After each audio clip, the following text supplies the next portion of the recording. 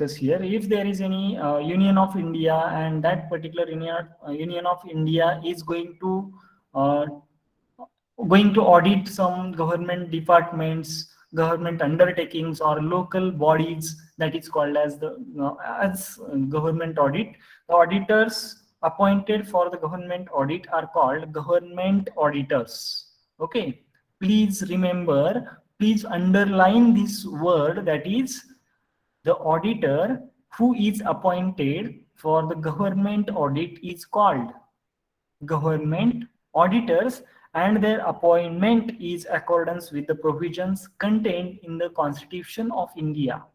So CAG is the part of that particular Constitution of India, and I think you guys are also aware about that particular Constitution of India, that is in section or article 148. There is the provision of Controller and Auditor General of India, that is CAG. Okay, C and AG is also called as CAG, that is Controller and Auditor General of India, and he is appointed by the President of India, and he is appointed under article number 148 of the Indian Constitution. Please remember these 4 points, that is the auditor who is appointed for the government audit is called as government auditor, and appointment is in accordance with the provisions contained in the Constitution of India, and under article 148 of the Indian Constitution, the President of India shall appoint Controller and Auditor General of India, and there are some other requirements that we have to take into consideration, that is each state has its Auditor General. म्हणजे काय, तर प्रत्येक राज्याचा एक auditor general असतो असं म्हटलेलं आहे, आणि तो असावाच लागतो, कारण राज्याचं अकाउंट्स किंवा राज्याची जी खाती आहेत वेगवेगळ्या प्रकारची ते चेक करण्याचं काम हे तो व्यक्ती करत असतो. Second one is for auditing the accounts of many municipalities, universities, and other government institutions. Local fund auditors are appointed. म्हणजे काय, तर वेगवेगळ्या प्रकारच्या नगर परिषदा असतील, नगरपालिका असतील, किंवा युनिव्हर्सिटीज असतील, किंवा गव्हर्नमेंट इन्स्टिट्यूशन्स असतील, वेगवेगळ्या प्रकारच्या संस्था असतील गव्हर्नमेंटच्या, किंवा वेगवेगळ्या प्रकारचे फंड्स असतील गव्हर्नमेंटचे, याच्यासाठी तिथं तुम्हाला ऑडिटरची नेमणूक करणं गरजेचं आहे. Next one is Controller and Auditor General of India submit the audit report of accounts of the government bodies under his jurisdiction to the President. Please remember, Controller and Auditor General of India will submit his report to the President, okay, under his jurisdiction. Then auditor's report is laid before the Parliament. हा ऑडिटरचा report तुम्हाला कुठं ठेवला जातो, पार्लमेंटच्या समोर. म्हणजे तुमची जी संसद असणार आहे या संसदेमध्ये तुमचा त्या controller and auditor general of इंडियाचा रिपोर्ट हा तिथं मांडला जात असतो. And next one is the state legislature considers the audit report laid before them. म्हणजे स्टेटचे जे काही विधानसभा असतील, विधान परिषद असतील, याच्यामध्ये आपल्याला त्यांचा जो रिपोर्ट असतो, कोणाचा, तर ऑडिटर जनरलचा जो रिपोर्ट असतो तोच आपल्याला काय करावा लागतो, या असेंब्लीज मध्ये मांडावा लागतो. म्हणजे विधान परिषद असेल किंवा विधानसभा असेल यामध्ये. Fifth one is the audit of government companies and public sector undertakings is conducted by an auditor appointed by the central government. म्हणजे काय, तर गव्हर्नमेंटच्या काही कंपनीज असतील किंवा सरकारी काही अंडरटेकिंग असतील, तुम्हाला माहिती आहे पब्लिक सेक्टर अंडरटेकिंग असतात, वेगवेगळ्या प्रकारच्या संस्था असतात, सरकारी संस्था असतात, यांची ऑडिट करण्याचं काम हे कोण करत असतं, सेंट्रल गव्हर्नमेंटनं अपॉइंट केलेला व्यक्तीच काय करत असतो, तर हे काम करत असतो ऑडिटरचं. Okay, so but there is one more condition, that is Controller and Auditor General of India shall have the power to give directions to the company auditor, he can conduct supplementary audit also. म्हणजे काय, तर एखाद्या government कंपनीचं किंवा public sector अंडरटेकिंगचं जर audit एखाद्या ऑडिटरनं केलेलं असेल तर त्याला सुद्धा काही गाईडलाईन्स देण्याचं किंवा डायरेक्शन्स देण्याचं अधिकार हे कोणाकडे असतात, controller and auditor general of India यांच्याकडे असतात. आणि ते काय करू शकतात, त्यांचे सप्लिमेंटरी ऑडिट सुद्धा करण्याचा अधिकार हा त्यांना देण्यात आलेला आहे. म्हणजे तशा प्रकारचं ऑडिट सुद्धा ते करू शकतात. Okay, so this one is the second point under ownership. Then the third point under ownership, that is statutory audit. Okay, so what is the meaning of statutory audit, that we are going to discuss here.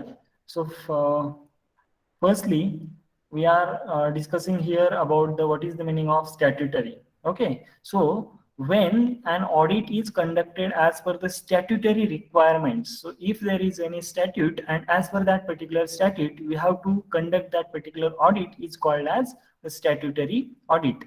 So I have already said that when an audit is conducted as per the statutory requirement, it is called as statutory audit. Banks, insurance companies, joint stock companies, cooperative societies or cooperatives and trusts are required by the respective statutes to compulsorily get their accounts audited. Okay, म्हणजे काय, तर एखादं audit हे एखाद्या कायद्यानुसार केलं जातं. स्टॅट्यूट म्हणजे काय, तर कायदा. स्टॅट्युटरी म्हणजे काय, तर कायद्यानुसार केले जाणारं अंकेक्षण. ओके, तर अशा प्रकारचा स्पेसिफिक असा कायदा असतो की ज्या कायद्याच्या अंतर्गत तुम्हाला काय करावं लागतं, ऑडिट करून घेणं गरजेचं असतं. जसं की बँक असतील, इन्शुरन्सच्या कंपन्या असतील, त्याचबरोबर काही इतर कंपन्या असतील ज्या 2013च्या कायद्यानुसार किंवा त्याच्या अगोदरच्या अस्तित्वात असणाऱ्या कायद्यानुसार स्थापन झालेल्या असतील, किंवा कोऑपरेटिव्ह सोसायटी असतील, त्याचबरोबर ट्रस्ट असतील काही. मग कोऑपरेटिव्ह सोसायटीचा ऍक्ट लागू होतो कोऑपरेटिव्ह सोसायटीला, बँकांचा ऍक्ट लागू होतो बँकांना, इन्शुरन्स कंपनीचा ऍक्ट लागू होतो इन्शुरन्स कंपनीला, ट्रस्ट ऍक्ट लागू होतो ट्रस्टला. अशा पद्धतीनं वेगवेगळ्या कायद्यानुसार केलं जाणारं ऑडिट हे काय म्हटलं जातं, स्टॅट्युटरी ऑडिट असं म्हटलं जातं. ओके, म्हणजे कायद्यानुसार केलं जाणारं अंकेक्षण असं म्हटलं जातं. So the auditors who conduct the statutory audit are called as statutory auditors. Please remember who is called as the government auditor. So the auditor who is appointed for the government audit is called as government auditor. And here in this third point, that is auditor who conduct the statutory audit are called as statutory auditors. Okay, so the appointment, manner of audit, contents of the audit report, etc. are specifically mentioned in the concerned act. म्हणजे काय, तर जो अंकेक्षक अशा प्रकारचं कायद्यानुसार केले जाणारं अंकेक्षण करतो त्याला काय म्हटलं जातं, कायद्यानुसार अंकेक्षण किंवा कायद्यानुसार अपॉइंट केलेला अंकेक्षक असं म्हटलं जातं. आणि अशा प्रकारच्या अंकेक्षकाची नेमणूक ही कशी केली जाते, तर त्याच्यामध्ये असणारे ऑडिटचा प्रकार, त्याचबरोबर त्याच्यामध्ये वेगवेगळ्या प्रकारचे कंटेंट्स असतात, यांचा समावेश त्यामध्ये केला जात असतो. आणि याच्यामध्ये जे ऑडिट करायचं आहे याच्या संदर्भातली माहिती जी असणार आहे किंवा त्याच्या संदर्भात असणारी माहिती असणार आहे ती कशामध्ये दिलेली असते, तर त्या स्पेसिफिक कायद्यामध्ये दिलेली असते. आता समजा बँकांचं तुम्हाला जर ऑडिट करायचं असेल तर बँकिंग कंपनीच्या संदर्भात एक बँकिंग रेग्युलेशन ऍक्ट आहे जो 1949चा आहे, त्यानुसार त्या कंपनीचं ऑडिट करणं गरजेचं असतं. आणि त्यामध्येच काय केलेले असतात, अशा प्रकारच्या ऑडिटच्या गाईडलाईन्स दिलेल्या असतात. हेच आपल्याला यामध्ये लक्षात ठेवणं गरजेचं असतं. आपण असं म्हणू शकतो की कंपन्यांसाठी 1956चा कायदा अगोदर होता, आता 2013च्या कायद्यानुसार ऑडिट करणं गरजेचं आहे. त्याचबरोबर बँकिंग कंपन्यांसाठी बँकिंग रेग्युलेशन ऍक्ट 1949चा विचार करणं गरजेचं आहे. त्यानंतर कोऑपरेटिव्ह सोसायटी साठी कोऑपरेटिव्ह सोसायटीज ऍक्ट लक्षात ठेवणं गरजेचं आहे आणि त्यानुसार ऑडिट करणं गरजेचं आहे. तशाच पद्धतीने तुम्हाला आताच सांगितल्याप्रमाणे जर आपल्याकडे एखादं ट्रस्ट असेल तर त्या ट्रस्टचं ऑडिट करत असताना ट्रस्टचा कायदा जो असेल त्यानुसार तुम्हाला काय करावं लागणार आहे, ऑडिट करावं लागणार आहे. So these are the 3 types on the basis of ownership. So private audit is there, government audit is there and statutory audit is there. So if there is any question relating to first point, that is on the basis of ownership, you can ask me. Otherwise we will go for the next, that is the second point.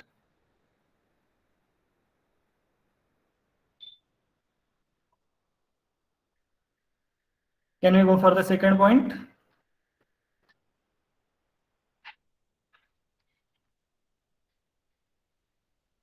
Yes, please. Am I audible? Yes, sir. Okay. Yes, okay, sir. Venkatesh. Okay, Rushiraj. So we are going to discuss here, that is the second point on the basis of periodicity. There is the types of audit, that is the 5 types of audit. Okay, so in this type of audit there is the meaning of periodicity. Periodicity means time period. Okay, म्हणजे वेळेनुसार केले जाणारं अंकेक्षण असं म्हटलं जातं त्याला.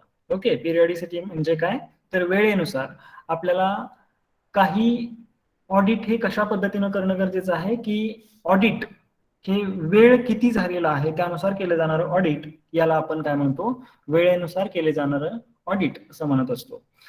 So the first point in this periodicity audit, that is continuous audit. So I think you guys have already know about the meaning of this word, that is continuous. Continuous means सातत्य. सातत्यानं केलं जाणारं audit याला काय म्हटलं जातं, continuous audit असं म्हटलं जातं. So what is the meaning of continuous audit? That is I'm going to discuss here. That is, it involves the examination of the books of accounts at regular intervals. We can say 1 month or 3 months. Sushant Pawar, please turn off your video. Okay. So continuous audit means it involves the examination of books of accounts at regular intervals of we can say after 1 month or 3 months. That is also called as the continuous audit. The auditor visits the client's business at regular intervals or irregular intervals during the financial year and checks each and every transaction. So if there are so many transactions, that particular each and every transaction will be checked by auditor in this particular audit, that is continuous audit. Okay, so at the end of the year, the auditor checks the profit and loss account and the balance sheet of the organization. These types of audit is sometimes called a detailed audit. Please remember the word detailed audit in this continuous audit. So continuous audit is also called as detailed audit and it is suitable in case of large organizations. म्हणजे काय, तर असं एक सातत्यानं केलं जाणारं audit आहे जे महिन्याला केलं जाऊ शकतं, 3 महिन्याला केलं जाऊ शकतं. क्लायंटच्या बिझनेसमध्ये ऑडिटर केव्हाही भेट देऊ शकतो. दुसरी गोष्ट आहे ते म्हणजे तुम्हाला ज्यावेळेस इरेग्युलरली तो कधीही येऊ शकतो आणि कधीही त्यांची व्यवसाय संस्थेची बुक्स ऑफ अकाउंट्स काय करत असतो, चेक करत असतो. That is called as continuous audit, म्हणजे सातत्यानं केलं जाणारं अंकेक्षण असं म्हटलं जातं. वर्षाच्या शेवटी तुम्हाला काय करावं लागणार आहे, ऑडिट हे काय केलं जाईल, प्रॉफिट अँड लॉस अकाउंट असेल आणि बॅलन्स शीट असेल, हे तुम्हाला काय करावं लागणार आहे, ऑडिटर चेक करेल आणि तिथंच तुमचं काय असणार आहे, ते इयर तिथं संपलेलं असेल. ओके, आणि त्या इयरचं ऑडिट सुद्धा तिथंच संपलेलं असेल. आणि याच टाईपच्या ऑडिटला काय म्हटलं जातं, डिटेल्ड ऑडिट असं म्हटलं जातं. किंवा आपण याच्याच पुढे जाऊन असं म्हणू शकतो, it is suitable in case of large organisations. म्हणजे मोठ्या प्रकारच्या व्यवसाय संस्था असतील तिथं हे कंटिन्युअस ऑडिट करणं गरजेचं असतं किंवा हे सुटेबल आहे, कारण तिथं लार्ज नंबर ऑफ ट्रान्झॅक्शन्स असतात किंवा खूप मोठ्या प्रमाणात ट्रान्झॅक्शन्स असतात आणि त्यामुळे तुम्हाला तिथं कंटिन्युअस ऑडिट राबवणं किंवा ती प्रोसेस राबवणं गरजेचं आहे, सातत्यानं ऑडिट करणं गरजेचं आहे. Okay, so the first point in this audit, that is when accounts are to be presented immediately after the closure of the financial statement, that is बँकेची फायनान्शियल स्टेटमेंट ही कंटिन्युअस ऑडिट जर तुमचं चालू असेल तर तुम्हाला लगेचच्या लगेच काय करता येऊ शकतात, सबमिट करता येऊ शकतात. Then where the volume of transaction is very large, म्हणजे ज्या ठिकाणी खूप मोठ्या प्रमाणात ट्रान्झॅक्शन्स असतात अशा ठिकाणी हे कंटिन्युअस ऑडिट राबवलं जातं. And third one is where the internal control system and internal check system are not efficient. So if there is any internal control system which is used in the organization and internal check system which is used in the organization and that particular systems are not efficient, there you can utilize the continuous audit. Okay. So जिथं internal control system आणि internal check system ही चांगल्या प्रकारे राबवली जात नसेल अशा ठिकाणी continuous audit हे करणं गरजेचं असतं, कारण त्याच्यामध्ये तुम्हाला म्हणजे इंटरनल कंट्रोल सिस्टीम आणि इंटरनल चेक सिस्टीम मध्ये तुम्हाला काय करता येऊ शकतं, चेंजेस करता येऊ शकतात आणि अशा प्रकारच्या अकाउंट्समध्ये कोणत्याही चुका राहणार नाहीत, याच्यासाठी आपल्याला हे ऑडिट करणं गरजेचं ठरतं. Then the next and important point here in this periodicity audit, in this continuous audit, that is advantages of the continuous audit. So we can find out the errors and frauds with the continuously checking that particular books of accounts or particular transactions in the organizations. Okay. So तुम्हाला ज्यावेळेस एखाद्या organisation मध्ये errors किंवा म्हणजे चुका किंवा frauds म्हणजे अफरातफरी शोधायचे असतात त्यावेळेस या ऑडिटचा जास्त फायदा होऊ शकतो, कारण लगेच तुम्हाला ते शोधता येऊ शकतं. Second advantage is auditors pay frequent visits to the client's business, hence he becomes to know the technical details of the business and hence can better judge the fairness of the financial statements, and he can also make the valuable suggestions to the client. Okay. म्हणजे अशा प्रकारचा auditor जो असेल तो auditor काय करणार आहे की तुमच्याकडे असणारा क्लायंटचा बिझनेस असेल याच्यामध्ये तो सातत्यानं काय करणार आहे, भेटी देणार आहे, व्हिजिट करणार आहे आणि त्यानुसार तिथं असणारं त्याचं जर टेक्निकल नॉलेज आहे ते तिथं यूज करता येऊ शकतं आणि तुम्हाला तुमची जी फायनान्शियल स्टेटमेंट्स आहेत ही financial statements you can prepare with the true and fair view, that is the important here in the auditing. Okay. Third point in this continuous audit, that is the advantages of continuous audit, that is final audited accounts can be presented soon after the closure of the financial year.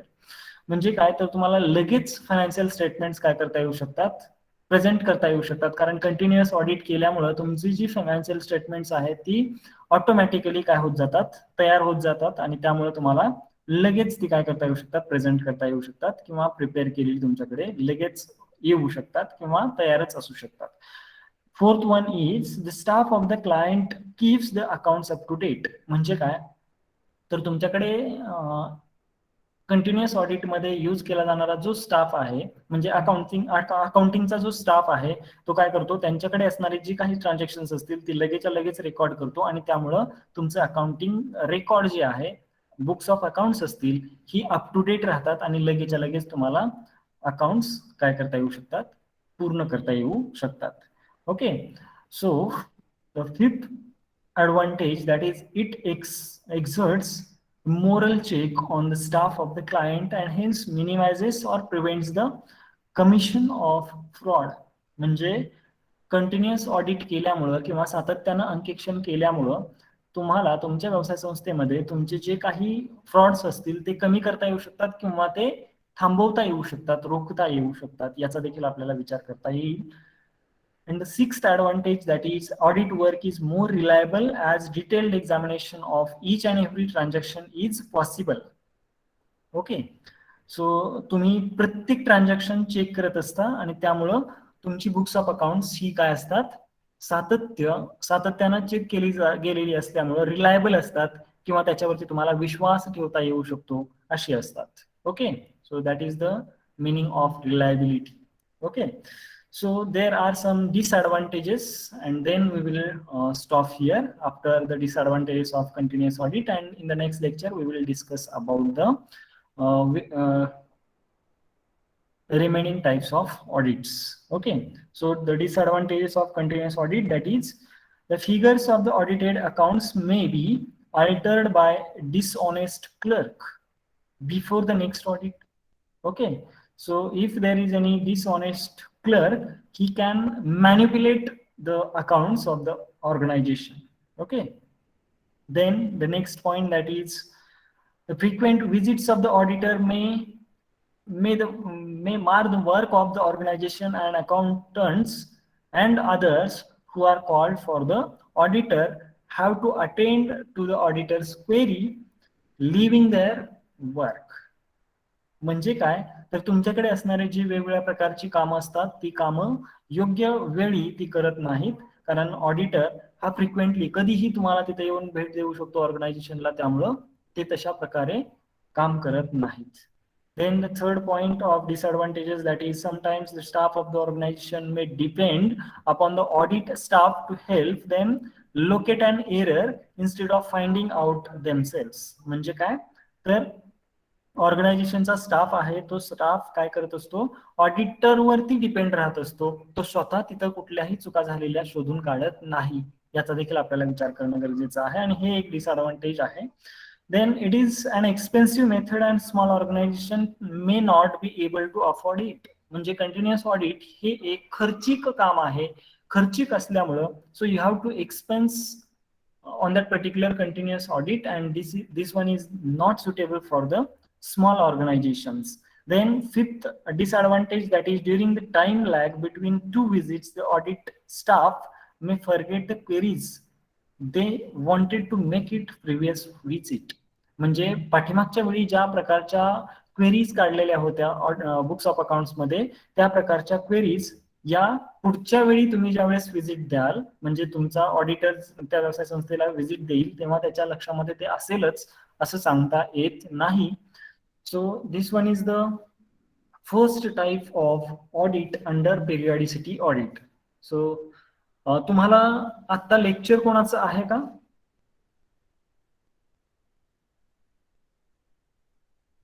तुम्हाला आता lecture कोणाचं आहे का? No sir. नाही. No sir. English मीडियमचे विद्यार्थी? No sir. Okay, Rushiraj. Okay, so we can continue, no? So the second type of audit under periodicity audit, that is annual audit. Okay, so we will discuss these 4 points under periodicity audit, that is the remaining points. Okay, and then we will stop here. Okay, so annual audit. Annual means yearly audit. Okay, त्यालाच काय म्हटलं जातं मराठीमध्ये वार्षिक अंकेक्षण असं म्हटलं जातं. Okay, so annual audit that or audit that is conducted at the close of the financial period after the final accounts are prepared is called the annual audit. म्हणजे काय, ज्यावेळी तुम्ही हे ऑडिट करत असता त्यावेळेस तुमचं फायनान्शियल पिरियड काय झालेला असतो, संपलेला असतो, आणि after the financial accounts are prepared म्हणजे तुम्ही फायनान्शियल अकाउंट्स मध्ये प्रॉफिट अँड लॉस अकाउंट असेल किंवा बॅलन्स शीट असेल हे प्रिपेअर्ड करता, आणि त्यानंतर तुम्ही जे ऑडिट करता त्याला काय म्हटलं जातं, अॅन्युअल ऑडिट असं म्हटलं जातं. So the final audit or we can say the complete audit to the final audit means what? Annual audit is also called as complete audit. Such an audit may commence before the final accounts are prepared and may continue even after the close of the financial year.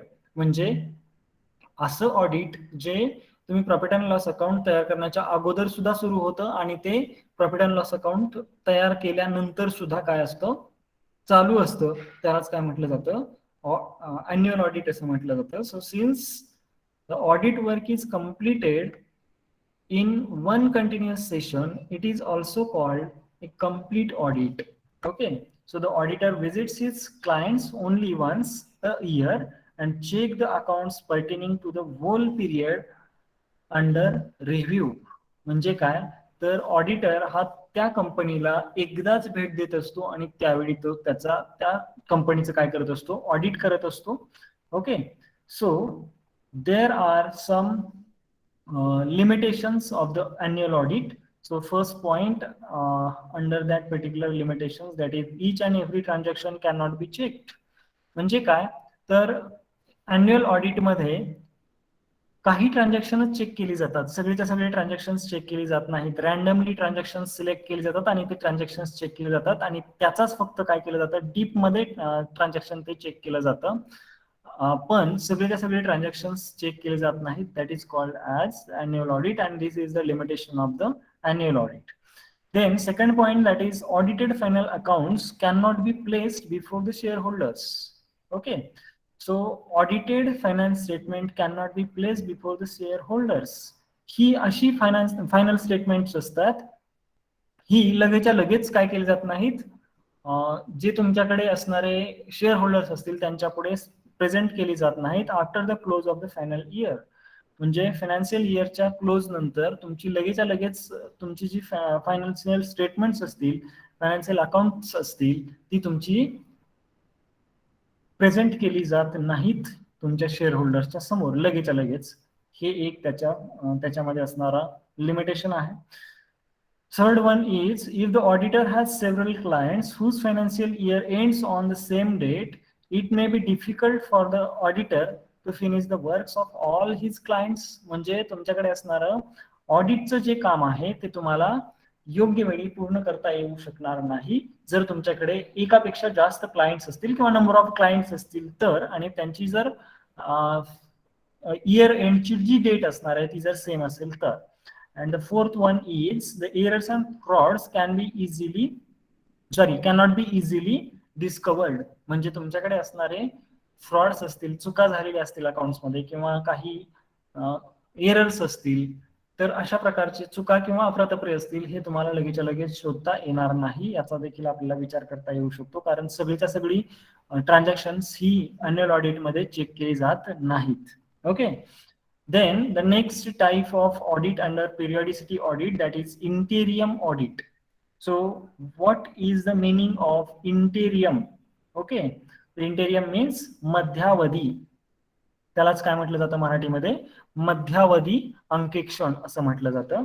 So many companies declare their half yearly and quarterly results on the basis of audited accounts till the close of the period concerned. म्हणजे 3 महिने किंवा 6 महिन्यांचंच काय केलं जातं, audit केलं जातं आणि त्यालाच काय म्हटलं जातं, मध्यावधी अंकेक्षण असं म्हटलं जातं. आणि हे काय करत असतात, कंपन्या, वेगवेगळ्या कंपन्या असतील त्या काय करत असतात, त्यांचे रिझल्ट्स हे प्रेझेंट करत असतात. Okay. So the audit which is conducted in between 2 annual audits, म्हणजे 2 वार्षिक अंकेक्षण असतात, त्या अंकेक्षणाच्या मध्येच केलं जाणारं ऑडिट किंवा अंकेक्षण याला काय म्हटलं जातं, अॅन्युअल ऑडिट किंवा वार्षिक इंटेरियम ऑडिट असं म्हटलं जातं. 2 वार्षिकच्या मध्ये केलं जाणारं म्हणजे interim. Okay. With the view to finding out the interim profits is called as interim audit. म्हणजे तिथं मध्यावधी अंकेक्षण कशासाठी केलं जातं, तर तिथं आपल्याला किती प्रॉफिट तिथपर्यंत झालेला आहे, त्या कालावधीसाठी किती प्रॉफिट झालेला आहे हे शोधून काढण्यासाठी केलं जाणारं ऑडिट हे इंटेरियम ऑडिट म्हणून समजलं जातं. And interim audit enables company to declare interim dividend. म्हणजे काय, तर इंटेरियम ऑडिटचा एक महत्वाचा फायदा आहे तो म्हणजे त्या कंपनीला इंटेरियम डिव्हिडंड म्हणजे मध्यावधी लाभांश जाहीर करण्यासाठी या ऑडिटचा फायदा होत असतो किंवा याचा फायदा घेता येऊ शकतो. It has the advantages and disadvantages of continuous audit but to a lesser degree. म्हणजे काय, कंटिन्युअस ऑडिटच्या बाबतीत इथं तुम्हाला ऍडव्हान्टेजेस मिळू शकतात पण ते कमी प्रमाणात मिळू शकतात. The fourth type of audit under periodicity, that is occasional audit. Okay, so organizations like sole trading concerns, partnership firms, etc. are not required by law to get their accounts audited. म्हणजे काय, तर तुमच्याकडे असणाऱ्या partnership firms असतील किंवा soul प्रोप्रायटरशिप असेल किंवा छोटे व्यवसाय असतील तर त्यांना कोणत्याही कायद्यानुसार ऑडिट कंपल्सरी केलेलं नाहीये. But due to the various benefits that accrue to the business due to auditing, these organizations go for the audit. Okay, so तुम्हाला काही बेनिफिट्स मिळवण्यासाठी व्यवसाय संस्थेला काही बेनिफिट्स मिळत असतात ऑडिट केल्यामुळे. ते जर बेनिफिट्स मिळवायचे असतील तर तुमची बुक्स ऑफ अकाउंट्स ही काय असणं गरजेचं आहे, ऑडिटेड असणं गरजेचं आहे. And some of these entities get for claiming insurance amount on admission, death or retirement of the partner, to find out the errors or frauds in the books of accounts, they can audit their financial statements. म्हणजे financial audit हे ते का करत असतात, कारण तिथे तुम्हाला एखादा पार्टनर असेल तर पार्टनरला ऍडमिशन द्यायचं असेल, समजा एखाद्या पार्टनरची डेथ झालेली असेल किंवा त्याचे रिटायरमेंट असेल, तर त्यासाठी तुम्हाला काय करता येऊ शकतं की ओकेशनल ऑडिट करणं गरजेचं ठरतं आणि त्याचा फायदा त्या व्यवसाय संस्थेला होत असतो. काही ठिकाणी चुका असतील किंवा अफरातफरी असतील तर त्या रोखण्यासाठी तुम्हाला त्याचा फायदा करता येऊ शकतो किंवा घेता येऊ शकतो. And the last type of audit under periodicity, that is concurrent audit. So it is a system of audit prevalent in large banks and large branches of banks. म्हणजे काय तर वेगवेगळ्या प्रकारच्या बँक्स मध्ये केलं जाणारं ऑडिट आहे आणि ज्या ठिकाणी खूप मोठ्या प्रमाणात ब्रँचेस असतील त्या ठिकाणी आणि मोठ्या बँका असतील अशा ठिकाणी हे ऑडिट केलं जातं. It is an examination which takes place on the occurrence of transactions or an examination which is carried out at the earliest. म्हणजे काय तर अशा प्रकारचं ट्रान्झॅक्शन तिथं जर घडलेलं असेल तर त्या ट्रान्झॅक्शनचं अगोदर काय केलं जातं, ऑडिट केलं जातं. यालाच कॉन्करंट ऑडिट असं म्हटलं जातं. The object of such an audit is to ensure adherence to prescribed systems and procedures and timely detection of irregularities.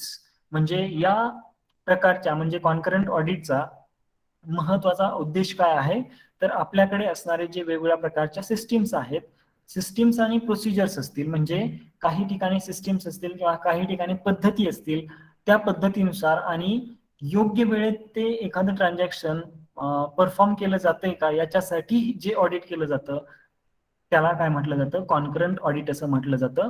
आणि हे काय करतं ऑडिट तर तुमच्याकडे असणारे जे प्रोसिजर्स असतील, सिस्टीम्स असतील किंवा वेगवेगळ्या प्रकारच्या इरेग्युलॅरिटीज असतील याच्यामध्ये तुम्हाला ते डिटेक्ट करण्यासाठी जे ऑडिट केलं जातं त्यालाच कॉन्करंट ऑडिट असं म्हटलं जातं आणि हे एक ऑब्जेक्टिव्ह आहे concurrent ऑडिटचं.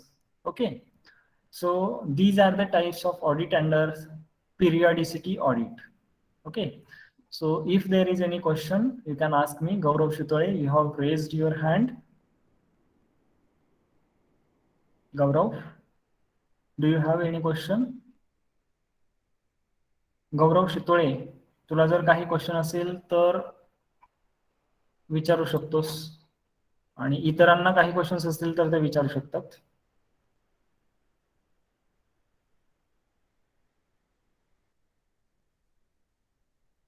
Okay, so in the next lecture we will discuss about the next type of audit, that is objective, scope, employer and manner of checking. So thank you so much.